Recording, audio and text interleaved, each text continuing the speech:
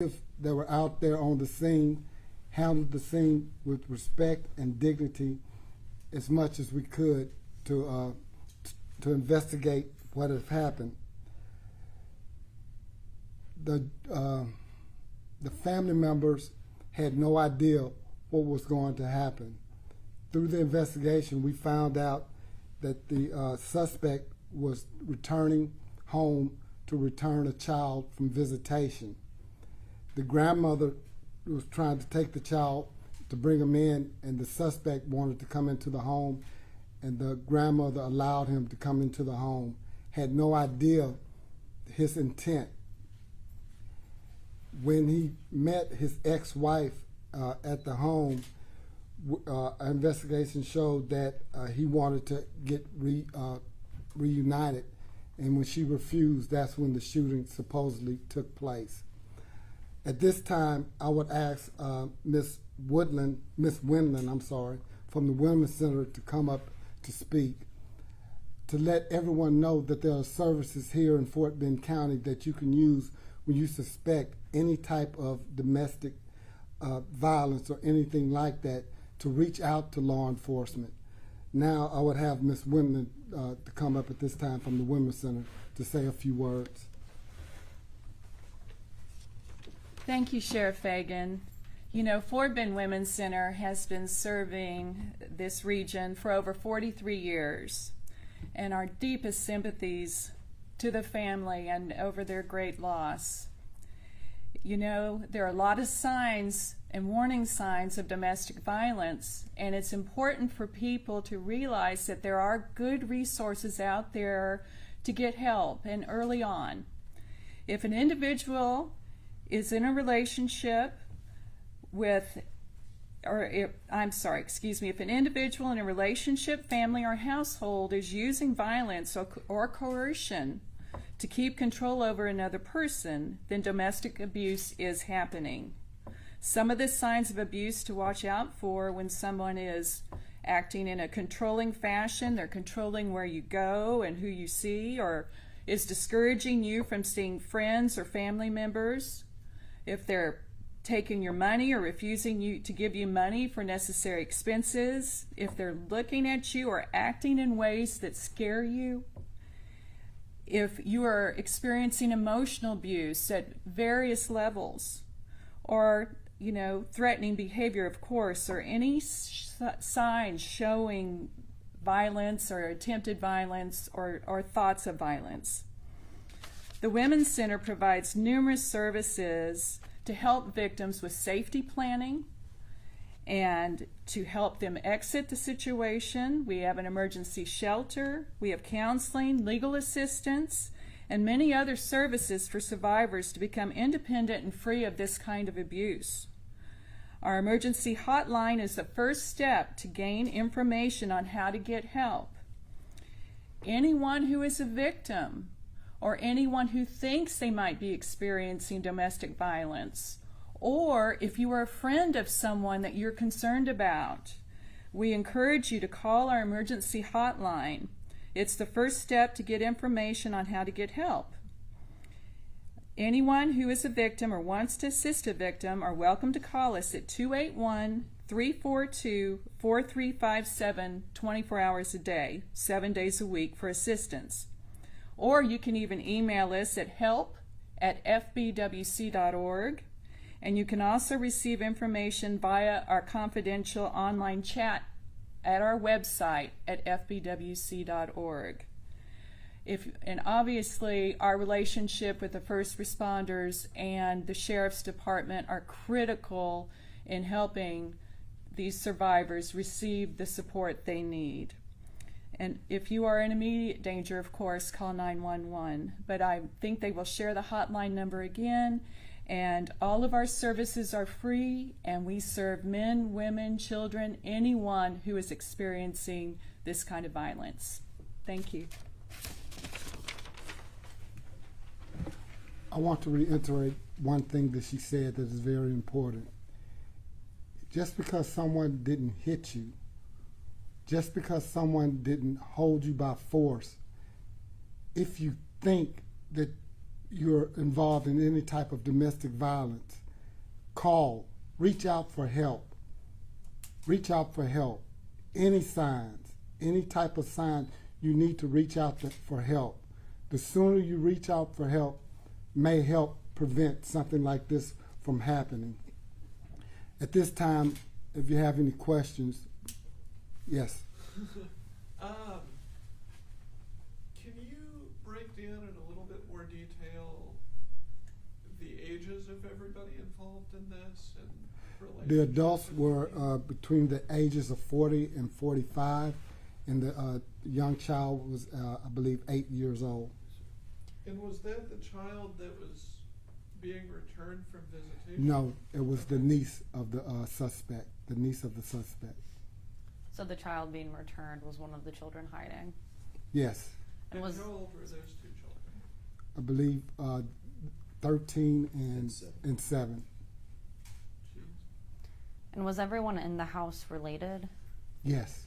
So were all of these victims residents of the house, or were there some visitors? Some were visiting at the time, and the rest was residents. And have we had any prior calls to this house? No, and that's why I was saying no calls at that house, but at the suspect and wife, they had one call, but it was a disturbance call. It was only a verbal argument. That's what I'm saying, that if you have any thought that domestic violence is being there, someone overly being aggressive, anything like that, let us make that decision. Call us for help. You may not recognize the signs, but we do, people at the Women's Center. That's why it's vital, the sooner the better, to reach out for the help. And as Ms. Windland said, it's free. It's a free service, and it's here, but it can't be used if you don't reach out for the help. One thing I'm known for saying here at the office, if I don't know about it, I can't do anything about it. And that's the same with the Women's Center. If they don't know about it, it's nothing they can do about it. We need the public's help, not just the victim, neighbors. If you see something, you can report it as well. Will you identify the suspect this time? Yes. This Captain Simon.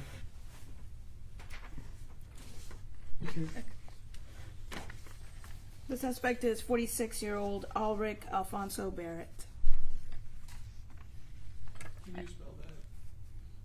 A-L-R-I-C-K, Alfonso, A-L-P-H-A-N-S-O, Barrett, B-A-R-R-E-T-T.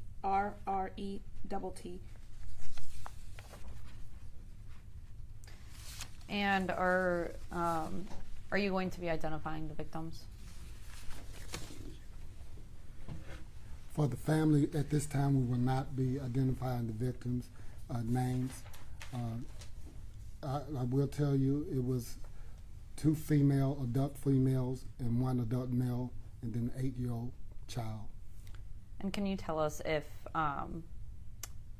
one of those adult females includes the suspect's wife? Yes.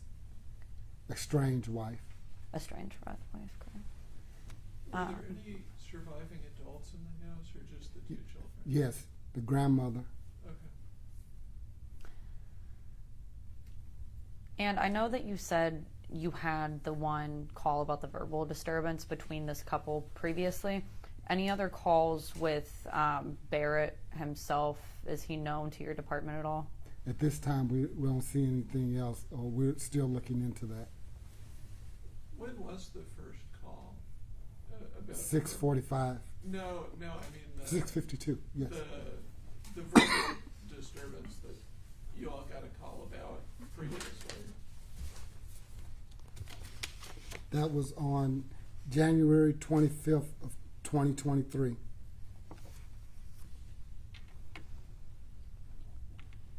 How long did it take deputies from when the call came in to when they first arrived? What was At the residence? At the residence, Yeah. I believe they made it there within minutes. It had already taken place, so I can get you the time a little bit later, but it was minute, but it wouldn't have made it. It already had happened.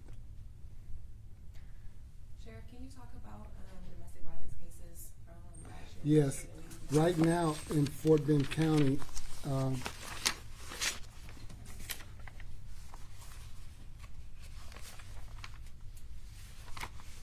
that sticky?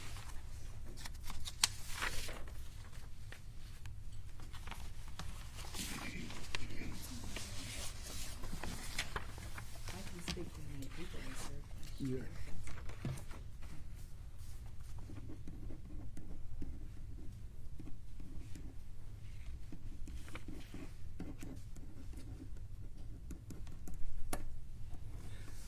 In 2023, approximately 3,900 calls for domestic violence. In 2024, as of to date, 160. Domestic violence is a crime that is sometimes underreported.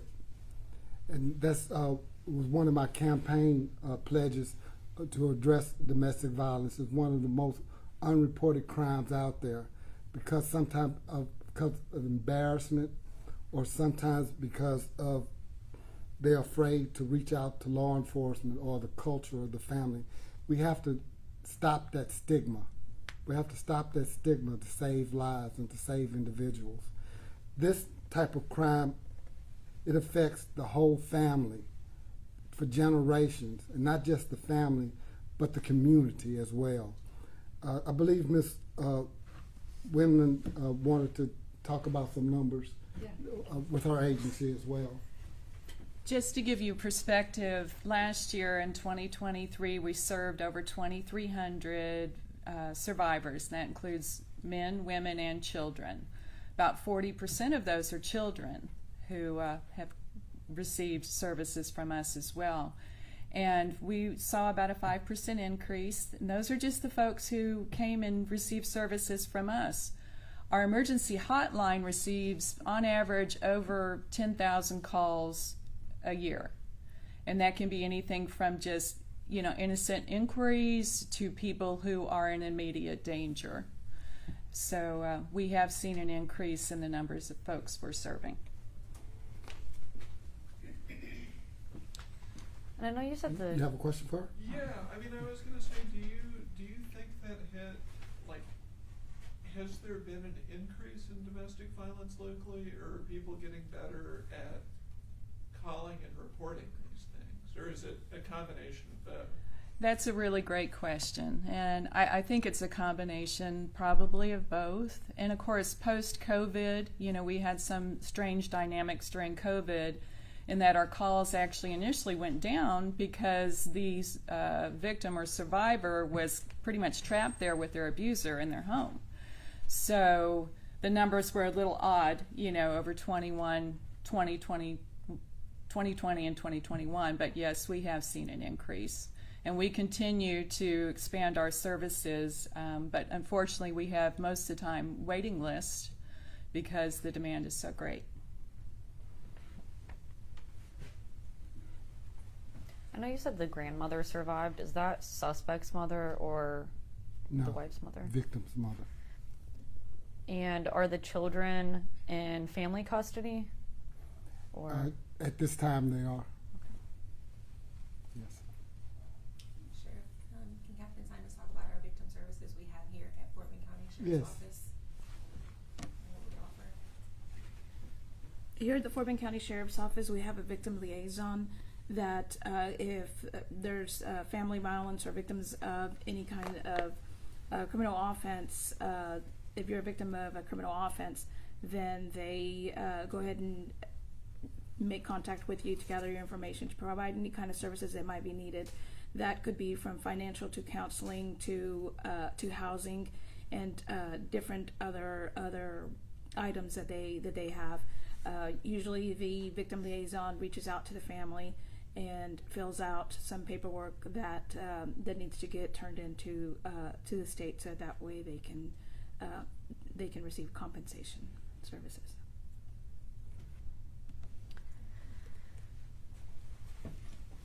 I know this is kind of a hard question, but when it comes to the crime scene itself, were all of the victims in one space, or did it seem like this suspect went throughout the house?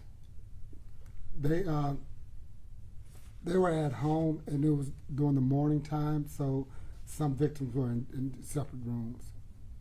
Like asleep? We don't know if they were asleep or not, but all of them were in night clothes. Any other questions? Who called 911? Because when I was going back and listening, I think it was like a juvenile or something Yes. that called 911. He said he knew the shooter. Can you expand on that? It was the 13-year-old young male that made the call. I have to commend that young man for being brave enough to pick up the phone to make that call. I know that was very difficult for him to do, but it was the 13-year-old. If that's not any more questions, we'll conclude this press conference. Thank you for coming out. Thank you. Thank you so much. Appreciate it.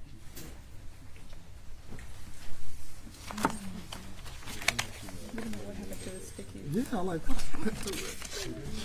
Luckily, I remember the numbers on it. Glad you did. I thought I had put it on. You did. You had it on one of the. You had it on one of the papers. Mm-hmm.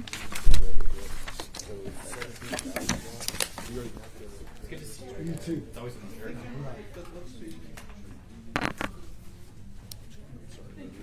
Yeah. Is that you? No, sir. I'm looking for it. No problem.